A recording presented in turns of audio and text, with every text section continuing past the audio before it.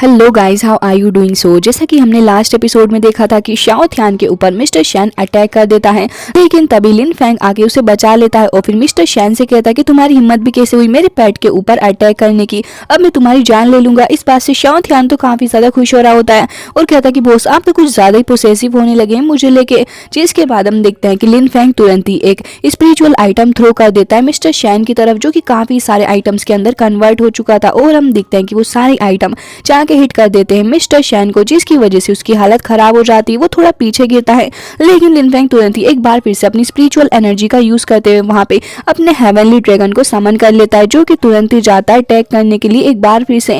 लेकिन शैन उसको रेसिस्ट करने की कोशिश करता है और इसी बीच उसकी काफी सारी स्पिरिचुअल एनर्जी ड्रेन हो चुकी होती है, उसकी हालत खराब हो चुकी थी। लेकिन तुरंत ही तिलिस्मान का यूज करते हुए वहां से गायब हो जाता है, क्योंकि अब उसे समझ आ चुका था कि लिन फैंग के सामने टिकना उसके लिए बहुत ही ज्यादा मुश्किल भरा होने वाला था। जिसके बाद लिन फैंग को देखते हैं जो कि इधर आधर उसी बंदे को देखने लग गया था। जिसके बाद शाओ थियान आता है और कहता है कि अच्छा ही हुआ कि आज आपने मेरी जान बचा ली, नहीं तो अकेले पड़ जाते आप मेरे बिना। वेल, ये जो बंदा यहाँ पे आया था वो तो काफी ज्यादा पावरफुल था बॉस, और वो अपने तोंग थियान रियल्म के ऊपर था। मुझे तो डर था कि कहीं वो आज मुझे मार ही ना देता। फिलहाल आपके पास ही मैजिक वेपन कौन सा है? क्या ये एक डिवाइन वेपन है? तभी वो कहता है कि बस करो, बहुत टाइम वेस्ट करते हो तुम मेरा। जिसके बाद वो तुरंत ही वहां से चला जाता है और उसके पीछे पीछे शाओ थियान भी कहता है कि बॉस आप कुछ ज्यादा ही भाव खाने लगे हैं आजकल। जिसके बाद मिस्टर लियू को देखते हैं जो कि बैठा हुआ ड्रिंक कर रहा होता है, लेकिन तभी उसके सामने मिस्टर शैन आ जाता है, जिसकी हालत काफी ही ज्यादा खराब हो रखी थी, उसके मुंह से ब्लड भी आ रहा होता है। जिसे देख के मिस्टर लियू कहता है कि आखिर तुम्हें हुआ क्या है?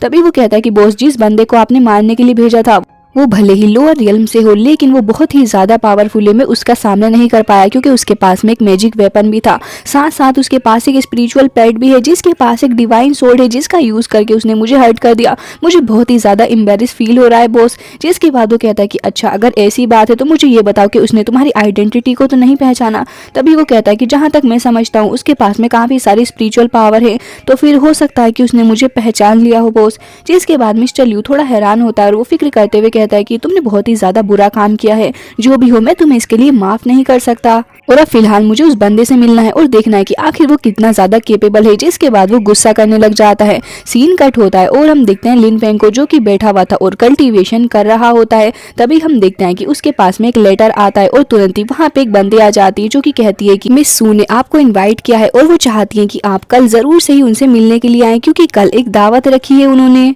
उम्मीद है कि आप वहां कल आएंगे और फिर आप काफी सारे लोगों से भी वहां पे मुलाकात करेंगे। जिसके बाद वो कहती भी वहां से तुरंत ही चली जाती है। तभी शाओ थियान वहां पे आता है और कहता है कि बॉस यहाँ पे क्या क्या चल रहा है, क्या आपको लगता है कि हमें वहां जाना चाहिए?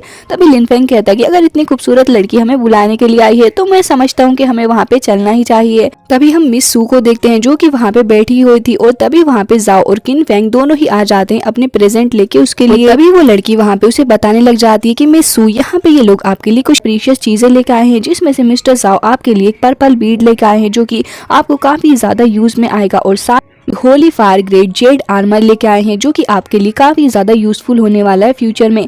जिसे देख के मिस्सू काफी ज्यादा खुश होती है और वो कहता है कि उम्मीद है कि आपको ये सारी चीजें अच्छी लगी होंगी, और साथ साथ मिस्टर जाओ भी कहते हैं कि उम्मीद है कि फ्यूचर के अंदर हमारे अलायंस काफी ज्यादा स्ट्रॉन्ग हो जाएंगे और हमारा बॉन्ड काफी अच्छा रहेगा। जिसके बाद हम देखते हैं कि वो भी एक गिफ्ट को प्रेजेंट करता है और फिर वो उसको कहने लग जाता है कि मिस्सू प्लीज इन्हें एक्सेप्ट करें। जिसके बाद वो लड़की तुरंत ही सामने आ जाती है और हम देखते हैं कि वो एक एक करके उन सभी से सामान लेने लग गई थी।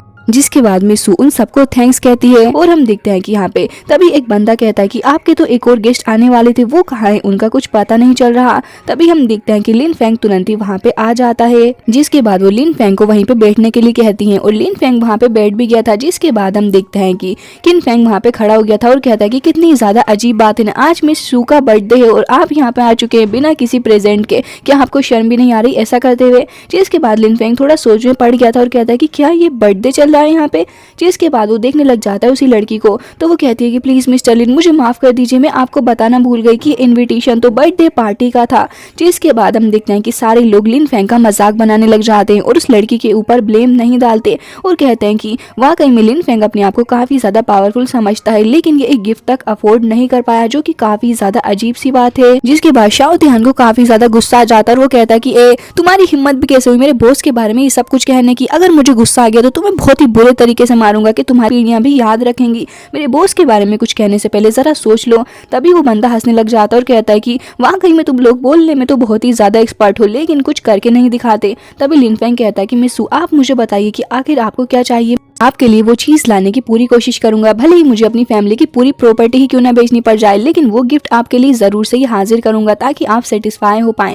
तभी वो कहती है कि बस करिए मिस्टर लिन फेंग, आपको ये सब कुछ कहने की जरूरत नहीं है, आप यहाँ पे आए हैं वही मेरे लिए बहुत ही बड़ी बात है। लेकिन तभी वहाँ पे किन फेंग कहता है कि अरे ऐसे कैसे, जब लिन फेंग यहाँ पे आया है और आज जब तुम्हारा बर्थडे है और इतना खास दिन, तो फिर तुम्हें इससे प्रेजेंट तो लेना ही चाहिए। जहाँ तक मैं समझता हूँ ये चीज काफी ज्यादा सही है। तभी शाओथियान कहता है कि बॉस ये कुछ ज्यादा ही नहीं बोल रहा, आप बस मुझे अलाउ करिए, मैं अभी जाके इसके मुंह पे अपने नेल्स मार के आता हूँ। जिसके बाद लिन फेंग उसको देखने लग जाता तो वो सहम गया था। तभी किन फेंग मौके का फायदा उठा लेता है और कहता है कि लिन फेंग, अगर आप कुछ लाना ही चाहते हैं तो फिर 9th फ्लोर के स्टार टावर से आप एक आर्टिफैक्ट बीड लेके आइए, और वो काफी ही ज्यादा पावरफुल है। एंशिएंट समय से वो वहाँ पे है, लेकिन आज तक उसे कोई लेके नहीं आ पाया क्योंकि वो काफी ज्यादा वैल्यूबल ट्रीजर है और उसे लाना काफी ज्यादा मुश्किल भरा काम भी है। जिसके बाद ये प्रस्ताव वो रख देता है लिन फेंग के सामने। जिसके बाद वो दोनों ही लोग आपस में बातें करने लग जाते हैं और कहते हैं कि ये तो काफी ज्यादा प्रीशियस ट्रीजर है, लिन फेंग उसे नहीं लेके आ पाएगा। तभी हम देखते हैं वो लड़की तुरंत ही चली जाती है मिस सू के पास में और कहती है कि सिस्टर, मुझे लगता है कि जब आप अपर रियल में जाएंगी तो फिर ये चीज आपके लिए काफी ज्यादा अच्छी हो जाएगी, प्लीज उसे हाँ कर दीजिए।